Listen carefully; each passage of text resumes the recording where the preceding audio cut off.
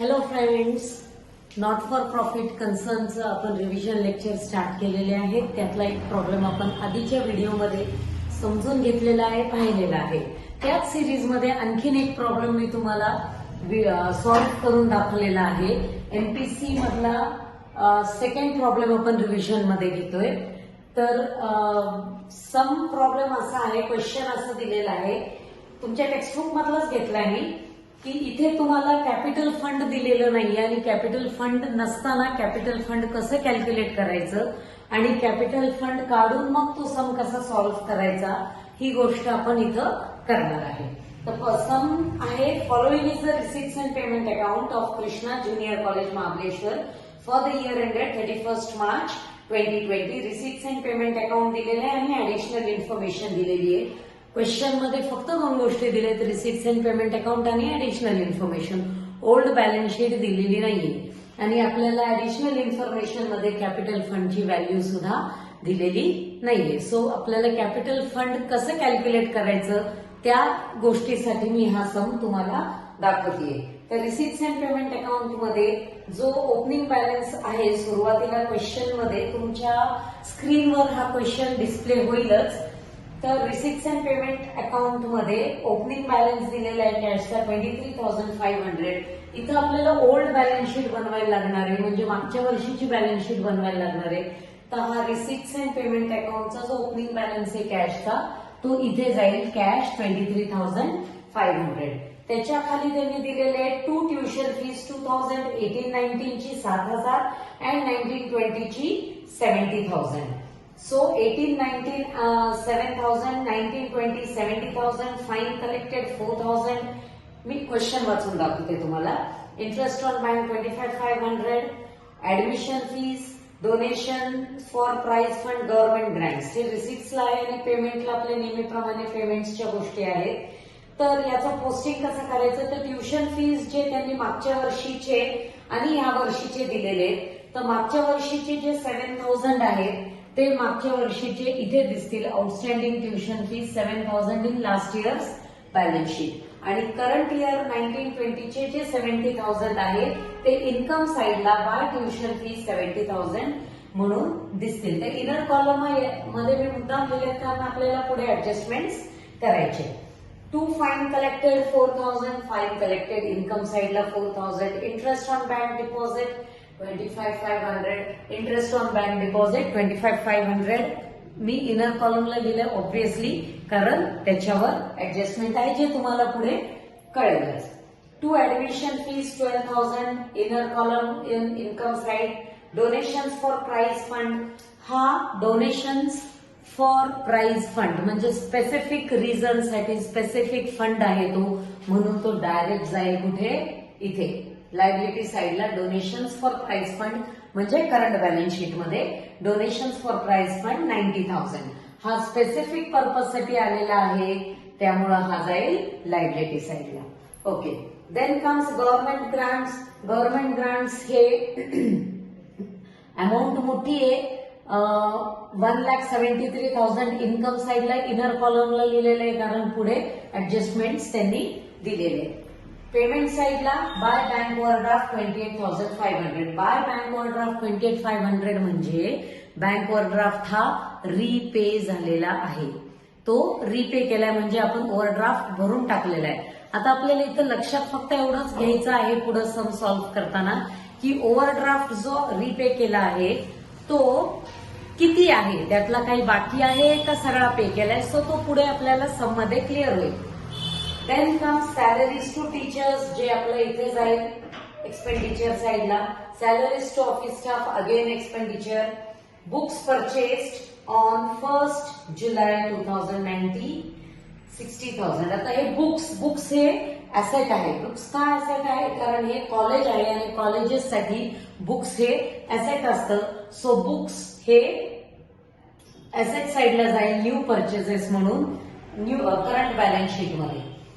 Then comes printing and stationery, हे जाईल एक्सपेंडिचरला. Office rent expenditure, repairs expenditure.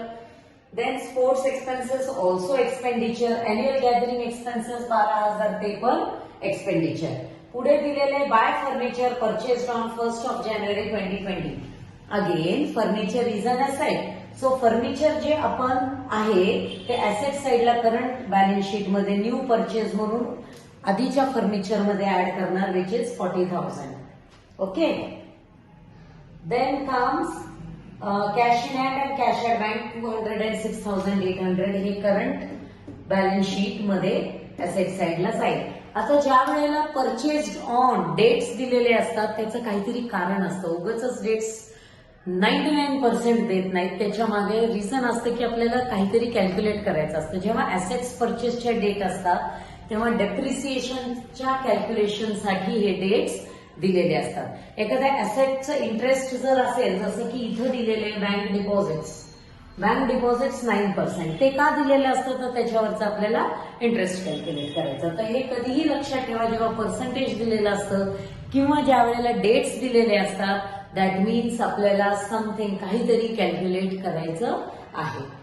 Then comes your additional information. For the current year 1920 tuition fees are outstanding 10,000. Current year साठी tuition fees outstanding आहे. Tuition fee आपलं income आहे. आपल्याला 70,000 मिळाले, 10,000 outstanding आहेत म्हणून मी ऍड केलं. आउटर कॉलमला 80,000 आला. याच आउटस्टँडिंग ट्युशन फीचा सेकंड इफेक्ट आला ऍसेट साइडला. करंट बॅलन्स शीट मध्ये outstanding tuition fees 10,000. Next comes 50% of admission fee should be capitalized. Okay. Admission fees आपण ऑलरेडी इथं लिहिलेली आहे. त्यातनं 50% कॅपिटलाइज करायचं म्हणजे 50% मायनस करायचं आणि हा कॅपिटल फंड मध्ये ऍड करायचा. आता कॅपिटल फंड आपल्याला माहित नाहीये, हा कॅल्क्युलेट करून काढायचा आहे. पण मी काय केलं कॅपिटल फंड लिहिलं, ती जागा ब्लँक सोडली, त्यात ऍडमिशन फीज ऍड करून ती फिगर फक्त लिहून घेतली. Next comes outstanding salary to teachers are 12,000. Okay. Salaries to teachers आणि सॅलरीज टू ऑफिस स्टाफ दोन आहे तर कन्फ्युज व्हायचं नाही. टीचर्सचं सांगितलं म्हणून add outstanding for current year 12,000. ही आपली लायबिलिटी आहे. लायबिलिटी असल्या कारणाने याचा सेकंड इफेक्ट येईल. इथं लायबिलिटी साइडला in current balance sheet outstanding salaries for teachers 12,000. Okay. Then comes depreciation on books, depreciation on furniture. हे आपण थोडंसं नंतर करू. डेप्रिसिएशन कॅल्क्युलेट करायचं हे आपण नंतर करूया. 50% government grant should be capitalized. Government grants आपण इथे लिहिलेले होते. By government grants 1,73,000. त्यातनं 50% कॅपिटलाइज करायचे म्हणजे 50% मायनस करायचे आणि हे 50% कॅपिटलाइज करायचे म्हणजे कॅपिटल फंड मध्ये ऍड करायचे. अगेन मी सांगितलं ही फिगर मी नंतर काढलेली आहे पर्पल मध्ये लिहिलेली.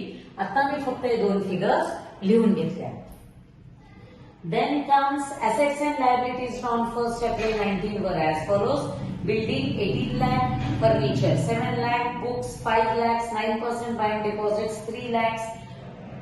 तर ऍसेट साइडच्या सगळ्या गोष्टी आहेत. बिल्डिंग 18 lakhs हे दोन्हीकडे लिहिणार मी. Building last year balance sheet मध्ये पण करंट इयर बॅलन्स शीट मध्ये पण. Furniture 7 lakhs, furniture 7 lakhs, books 5 lakhs, books 5 lakhs, 9% bank deposit 3 lakhs, 9% bank deposit 3 lakh. कारण हे जे असतात फिक्स्ड ऍसेट्स हे दरवर्षी कंटिन्यू होत जातात. सो हे same figures next balance sheet मध्ये पण आले.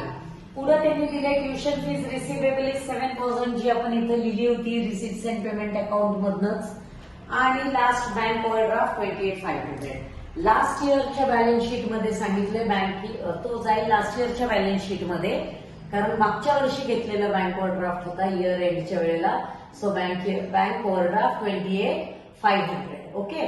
आता आपण रिसिप्ट्स अँड पेमेंट मध्ये मी मगाशी बोलले होते की चेक करायचं तर इथे 28,500च दिलेलं आहे पेमेंट साइडला आणि होता पण 28,500. सो विचार करायचं कारण नाहीये. Everything is repaid. फक्त लास्ट इयरच्या बॅलन्स शीट मध्ये आपल्याला हे लिहायला लागेल.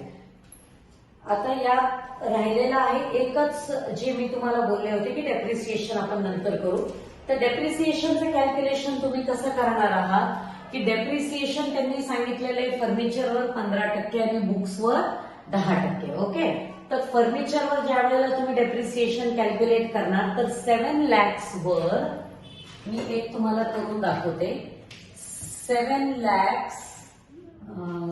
lakhs वर तुम्ही पहिले 15% कॅल्क्युलेट करणार that will be for your 1 year. एका वर्षाचं कॅल्क्युलेट करणार, जे येणार तुमचं 7 lakhs वर 15 नी 1,05,000. ओके. आणि परत तुमचं न्यू परचेस किती आहे? 40,000. 40,000चं न्यू परचेस आहे, त्याच्यावर पण 15%च लागेल. पण किती महिन्यासाठी लागेल? तर तुमचं फर्निचर तुम्ही परचेस केलं होतं किती तारखेला? Furniture was purchased on 1st of January. 1st of January म्हणजे जानेवारी, फेब्रुवारी आणि मार्च. 3 महिन्यासाठी तुम्ही कॅल्क्युलेट करणार. त्याप्रमाणे मग तुमची ती फिगर येईल 1,500. ही दोन्ही तुम्ही ऍड करणार. यू विल ऍड दिस 1,05,000 आणि 1,500. हे दोन्ही ऍड केल्यावर फिगर येते 1,06,500. तर ही 1,06,500 आपण डेप्रिसिएशन म्हणून मायनस करणार. तुम्ही परत एकदा बघून घ्या. 7 लाखावर 15%नी 1,05,000. 40,000चं न्यू परचेस 1 जानेवारीला केलेलं होतं. 3 महिन्याप्रमाणे 15/100 into 3/12 goes to 1,500. दोन्हीची टोटल झाली 1,06,500, जे आपण इथनं मायनस केलेलं आहे 1,06,500. आणि आउटर कॉलमला ही फिगर आली. याचा सेकंड इफेक्ट तुम्हाला एक्सपेंडिचर साइडला to depreciation on furniture 1,06,500. Same way on books. तुमची 5 लाखावर त्यांनी 10% सांगितलंय. वर्षाची काढायची 10%, आणि नंतर परत उरलेल्या 60,000वर 9 महिन्याप्रमाणे. 9 महिन्याप्रमाणे का? कारण 1st of Julyला त्यांनी परचेस केलेलं आहे. सो सेम वे ह्याच पद्धतीने कॅल्क्युलेट करायचंय आणि तुम्ही ऍड करायचंय. मग टोटल येईल 54,500, जे तुम्ही सबट्रॅक्ट करणार आणि आउटर कॉलमला ही फिगर येईल. हे 54,500चं पण सेकंड इफेक्ट इथंच येईल. इफ यू वॉन्ट, मी तुम्हाला इथं परत एकदा, हे झालं तुमचं फर्निचरचं. दिस इज ऑफ फर्निचर. आणि बुक्सचं जर तुम्हाला हवं असेल तर मी इथं परत करून दाखवते. For books, depreciation on books, depreciation on furniture. तर हे कसं करणार तुम्ही? Same strategy. 5 लाखावर पूर्ण वर्षासाठी 5 lakhs into 10/100 goes to 50,000. And पुढची किती आहे? New purchases of 60,000. 60,000 into 10/100 into 9/12. 9 महिने. 9 महिन्याप्रमाणे मग याचे किती होणार? 4,500. या दोन्हीची टोटल जर घेतली तुम्ही तर टोटल डेप्रिसिएशन येतं 54,500. हे तुम्ही कॅल्क्युलेट करून बघू शकता. आणि हे 54,500 आपण इथनं सबट्रॅक्ट केलं आणि हेच 54,500 इथं सेकंड इफेक्ट आला. आता तिसरी गोष्ट एक होती की 9% bank deposits.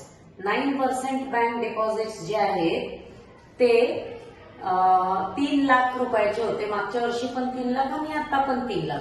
So add outstanding interest. का केलं मी हे? पहिले तुम्ही कॅल्क्युलेट करून बघा की 3 लाखावर 9%नी किती येतात? 27,000. आणि आपल्याला मिळालेले किती होते? 25,500. रिसिप्ट्स मध्ये आपल्याला 25,500 होते मिळालेले आणि मिळायला पाहिजे होते 27,500. So when you subtract 25,500 from 27,000 तर 1,500 राहतात, जे की आपल्याला मिळालेले नाहीयेत. आणि हे 1,500 इज आउटस्टँडिंग, जे आपण इंटरेस्ट ऑन बँक डिपॉझिट्स मध्ये ऍड करतो. आणि हे ऍड करून याचा सेकंड इफेक्ट आपल्याला same 9% bank deposits add outstanding interest इथे येऊन हा आउटर कॉलमला फिगर जातो. तर ह्या पद्धतीने आपण सगळे ऍडजस्टमेंट केले. आता राहिला फक्त कॅपिटल फंड. तर तो कसा काढणार? पूर्ण ऍसेट साईडची टोटल, ऍसेट्सची टोटल मायनस लायबिलिटीची टोटल. लायबिलिटीची टोटल म्हणलं ते तर फक्त ओव्हरड्राफ्ट आहे. म्हणजे total 33,30,500 minus 28,500. You get this figure 33,02,000. Capital fund balancing figure मी लिहिलेली. बॅलन्सिंग फिगर म्हणजे काय? ऍसेट्स मधनं लायबिलिटी मायनस केली आणि हा जो काय फिगर आलाय तो आपला कॅपिटल फंड आहे. हा ऍज इट इज आपला खाली आला. खाली म्हणजे कुठं? करंट बॅलन्स शीट मध्ये. कॅपिटल फंड म्हणून. आणि मग तुम्ही या तिन्ही फिगर्स ऍड केल्या, इथं आलं this is your capital fund after adding admission आणि गव्हर्नमेंट ग्रांट्स. आता हे सगळं झाल्यावर आपल्याला डेफिसिट किंवा सरप्लस काढायचं आहे. तर या सम मध्ये डेफिसिट येत आहे एक्सपेंडिचर मायनस इन्कम, म्हणजे excess of expenditure over income. तर एक्सपेंडिचरच्या टोटल मधनं इन्कमची टोटल मायनस केल्यावर आपल्याला डेफिसिट म्हणजे लॉस. लॉस आपण इथं लिहित नाही, म्हणत नाही, पण इट इज अ लॉस. त्याला आपण डेफिसिट म्हणतो. तो डेफिसिट किती आला? 2,39,000चा. हा डेफिसिट आपण या कॅपिटल फंड मधनं मायनस करतो. आउटर कॉलमला फिगर येते, मग नेट कॅपिटल फंड याचं सगळं प्लस मायनस करून आलेली फिगर. आणि मग हे दोन्ही आपण जेव्हा ऍड करतो तेव्हा आपली बॅलन्स शीट टॅली होते. या पद्धतीने आपण हा सम केलेला आहे. तर हेच आपल्याला शिकायचंय बघण्याकरता, म्हणजे कॅपिटल फंड कसा कॅल्क्युलेट करायचा, डेप्रिसिएशन जेव्हा न्यू परचेसेस असतात त्यावेळेला कसे कॅल्क्युलेट करायचे, आणि आउटस्टँडिंग इंटरेस्ट बँक डिपॉझिट्सचा कसा काढायचा. हे 3-4 मुद्दे होते जे मला तुमच्या बरोबर शेअर करायचे होते, एक्सप्लेन करायचे होते. So I hope you understood it. तरी पण काही डाऊट्स असतील तर तुम्ही मला कमेंट बॉक्समध्ये लिहून विचारू शकता. आणि असेच आपले नवीन नवीन रिव्हिजन लेक्चर्स घेत राहणार आहेत, तर त्याचा तुम्ही फायदा जरूर उचलावा. त्याच्यासाठी तुम्ही सिद्ध कॉमर्स क्लासेसचे माझे येणारे व्हिडिओज जरूर पहा, आपल्या फ्रेंड्सला दाखवा, शेअर करा, लाईक करा, सबस्क्राईब करा आणि तुमचा फायदा करून घ्या. So will meet again with new lectures very soon. Bye.